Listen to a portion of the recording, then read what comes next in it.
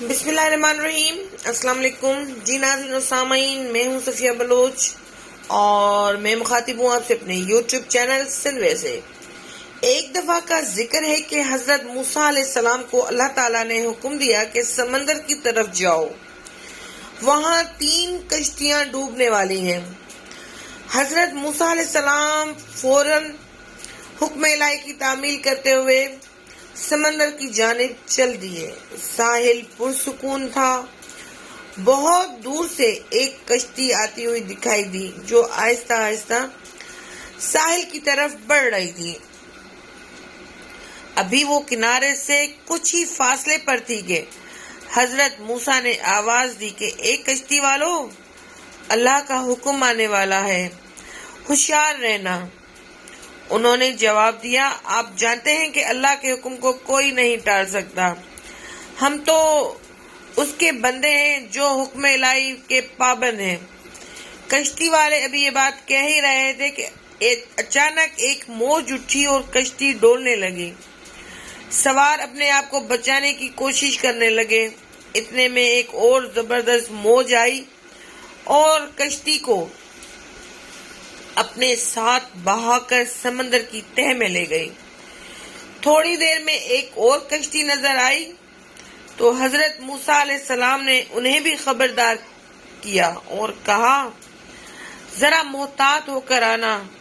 انہوں نے بھی پہلے والوں کی طرح جواب دیا کہ جو کچھ ہونا ہے ہو کر رہے گا، اور کشتی کو کنارے کی طرف لاتے رہے، یہاں تک کہ ساحل کے قریب آتے آتے یہ کشتی بھی ڈوب گئی۔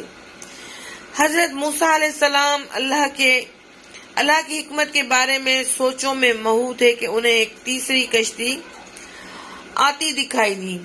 آپ نے حسب سابق اس کشتی والوں کو بھی نصیحت کی کہ دیکھو، اللہ کا حکم آنے والا ہے، اپنے گناہوں کی معافی مانگتے ہوئے ذرا محتاط ہو کر آؤ۔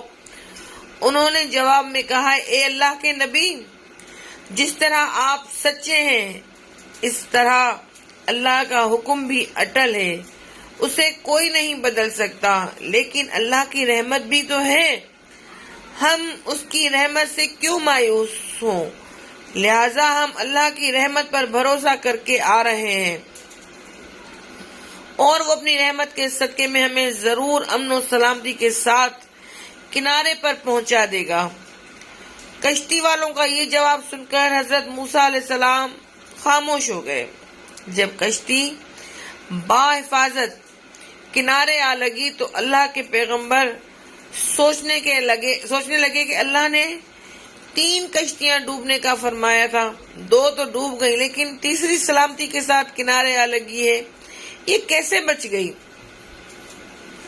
ارشاد باری تعالیٰ ہوا کہ اے موسیٰ، آپ نے سنا نہیں کہ تیسری کشتی والوں نے کیا کہا؟ انہوں نے میرے حکم کو تسلیم کیا تھا، میری رحمت کو آواز دی تھی اور اس پر پورا توکل اور بھروسہ بھی کیا تھا، تو اس لیے یہ کشتی میری رحمت کے طفیل بچ گئی، کیونکہ جو بھی میری رحمت کے دروازے پر آ کر صدا دیتا ہے میں اسے نا امید نہیں کرتا۔